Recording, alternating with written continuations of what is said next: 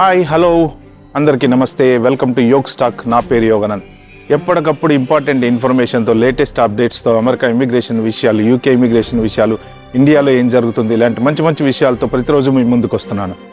So మీలో ఎవరైనా సరే ఫస్ట్ టైం నా ఛానల్కి వచ్చినట్టుంటే దయచేసి సబ్స్క్రైబ్ చేసుకోండి. అలాగే నా వీడియో ఎవరికైనా నచ్చినట్టయితే ఒక నలుగురికి షేర్ చేయండి, నాకు ఒక లైక్ ఇవ్వండి. Please stay tune for more updates. Modi America పర్యటన. ట్రంప్ 2.0 జనవరి 25 వైట్ హౌస్ టేక్ ఓవర్ చేసుకున్న తర్వాత రకరకాల సంచలనమైన నిర్ణయాలతో జనాలందరినీ ఉక్కిరిబిక్కిరి చేస్తున్నారు.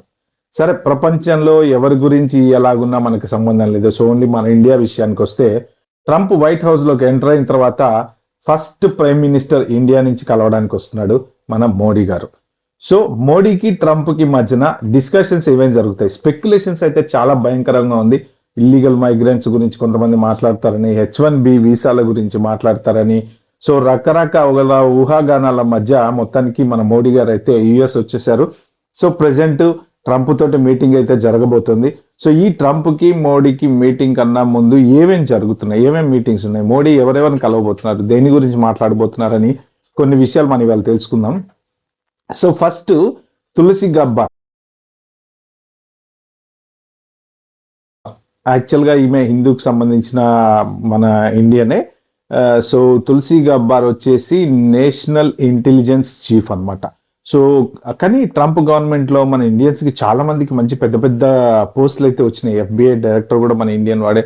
సో ట్రంప్ మాత్రం ఇండియన్స్కి మంచి రెస్పెక్ట్ ఇస్తున్నాడని చెప్పుకోవాలి. చాలా పెద్ద పోస్టులు వచ్చినాయి. సో మోడీ గారు ఈ తులసి గబ్బార్ని కలిశారు. తులసి గబ్బార్ తోటి కూడా కొన్ని, అంటే ఇవి వాళ్ళ ఇంటెలిజెన్స్ చీఫ్ కాబట్టి కొన్ని కంట్రీ టు కంట్రీ ఉండే ఇంటెలిజెన్స్ గురించి కానీ, క్రైమ్ గురించి కానీ, అంటే కొన్ని కంట్రీలో కొంతమంది అక్కడి నుంచి ఇండియా నుంచి ఇక్కడ ఆపరేట్ చేసే కొన్ని ఏవైనా సోషల్ ఎలిమెంట్స్ ఏవైతే ఉంటాయో వాటి గురించి కానీ, ఇంటెలిజెన్స్కి సంబంధించిన విషయాలు, క్రైమ్కి సంబంధించిన విషయాలు, మన కంట్రీకి వాళ్ళ కంట్రీకి మధ్యన ఏమైనా జరుగుతున్నాయా, సో ఎవరినైనా అరెస్ట్ చేయాలా, లేకపోతే ఎవరినైనా అరెస్ట్ చేసి ఇండియాకి పంపించాలా, అంటే యాంటీ సోషల్ ఎలిమెంట్స్, దాని గురించి డిస్కస్ చేయడానికి కోసం మీటింగ్ అయితే జరిగిందనమాట. మెయిన్ నెక్స్ట్ ఇంపార్టెంట్ వ్యక్తి ఎవరయ్యా అంటే ప్రపంచ కుబేరుడు ఇప్పుడు ఎలాన్ మస్క్. ఎక్కడ చూసినా Elon Musk, Elon Musk, Elon Musk. ఎందుకంటే అన్ని రంగాల్లో మనోడు ఏలు పెట్టేశాడు. చివరికి ఆ ఆటోమొబైల్ రంగాల్లో టెస్లా కార్ వచ్చిన తర్వాత ఒక్క దెబ్బకు ఫేమస్ అయిపోయాడు. శాటిలైట్లు పంపిస్తున్నారు. అసలు బీభత్సమైన బిజినెస్ మ్యాన్. ఎందుకంటే one of the richest billionaire.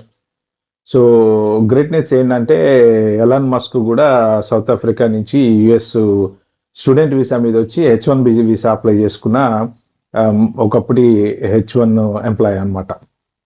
So బేసిక్గా ఇప్పుడు one of the richest billionaire. So Elon మస్క్తో కూడా మోడీ మీటింగ్ జరగబోతుంది. ఎలాన్ మస్క్తో మోడీ మీటింగ్ ఎందుకు జరుగుతుంది అంటే, బేసిక్గా స్టార్లింక్ అనేసి శాటిలైట్కి సంబంధించిన కొన్ని డివైజెస్ ఇంతకుముందు మన స్మగ్లర్స్ చేతికి వెళ్ళిపోయినాయి.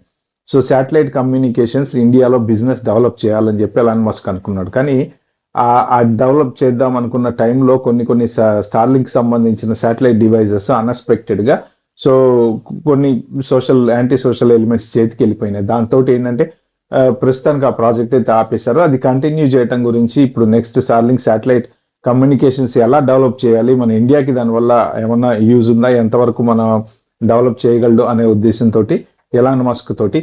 అదే కాకుండా ఎందుకంటే ఇప్పుడు ఎలాన్ మస్క్ పెద్ద ఎంటర్ప్రీనర్, చాలా బిజినెస్లు ఉన్నాయి. సో ఇండియాకి ఎలాన్ మస్క్తో మాట్లాడితే మన ఇండియాకి ఏమైనా బెనిఫిట్ అవ్వచ్చు, ఇండియాకి ఏమైనా పెద్ద పెద్ద బిజినెస్లు రావచ్చు, లేకపోతే ఇండియన్ IT ఎంప్లాయీస్ని ఆయన కంపెనీలో హైర్ చేసుకోవచ్చు. చాలా అలా కంపెనీకి సంబంధించిన, బిజినెస్కి సంబంధించిన. ఎందుకంటే ఇప్పుడు ట్రంప్ గవర్నమెంట్లో ఎలాన్ మస్క్ మెయిన్గా నెంబర్ 2 అని చెప్పుకోవచ్చు బేసిక్గా చెప్పాలంటే. సో ట్రంప్ కూడా బాగా సపోర్ట్ చేశారు కాబట్టి ఎలాన్ మస్క్ కూడా ట్రంప్ పెద్ద హ్యాండే ఇచ్చాడు గవర్నమెంట్లో. సో ఎటు బయట వచ్చిన వాళ్ళంతా డబ్బులు ఉన్నోళ్ళు కాబట్టి ఒకళ్ళకు అవసరాలు ఒకళ్ళకు ఉంటాయి. సో అలాగా మన ఎలాన్ మస్క్ తోటి మోడీ గారు కూర్చుని డిస్కస్ చేసి స్టార్లింక్ శాటిలైట్ కమ్యూనికేషన్స్ గురించి డిస్కషన్ అయితే జరుగుతుంది. సో నెక్స్ట్ ఇంకా మైక్ వాల్స్ తోటి కలవబోతున్నారు.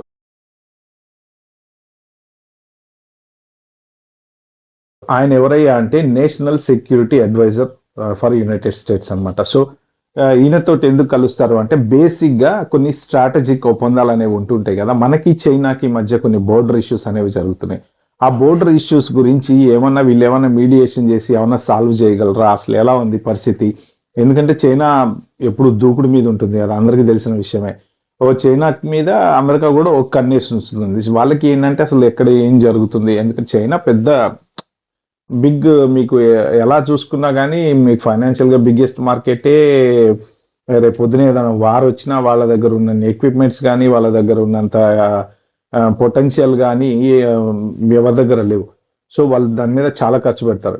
సో చైనా మన ఆర్మీ పరంగా మంచి బడ్జెట్ అలొకేట్ చేస్తారు, బీభత్సం ఖర్చు పెడతారు, కొత్త కొత్త డివైజులు తయారు చేస్తారు. సో కాబట్టి ఏంటంటే ఎప్పుడైనా చైనా అనేది బిగ్గెస్ట్ థ్రెట్ కాబట్టి అమెరికా దాని మీద కన్నేసి ఉంచుతుంది. వీళ్ళు ఎక్కడ ఏం చేస్తున్నారు, ఏ సముద్రంలో ఏం టెస్టులు చేస్తున్నారు, ఏం శాటిలైట్ టెస్టులు చేస్తున్నారు. సో మనకి ఏంటంటే చైనా బోర్డర్లో ఉంది కాబట్టి చైనాకి మనకి ఉండే డిస్ప్యూట్స్ ప్లస్ ఉంటాయి కదా, కొన్ని ఇంటర్నల్ గవర్నమెంట్కి తెలియని బయటకు తెలియని ఇన్ఫర్మేషన్లు చాలా ఉంటుంటాయి అనమాట. అలాంటివన్నీ ఆ స్ట్రాటజిక్ అఫైర్స్ ద్వారా వీళ్ళ దగ్గర నుంచి తెలుసుకుంటుంటారు. సో అందుకని చెప్పేసి నేషనల్ సెక్యూరిటీ అడ్వైజర్ తోటి మీటింగ్ పెట్టుకుని ఏంటి అసలు మనకి చైనాకి ఉన్న ఇవేమన్నా వాళ్ళు ఏమన్నా సాల్వ్ చేయగలనే దాని గురించి డిస్కషన్ చేస్తాం అనమాట.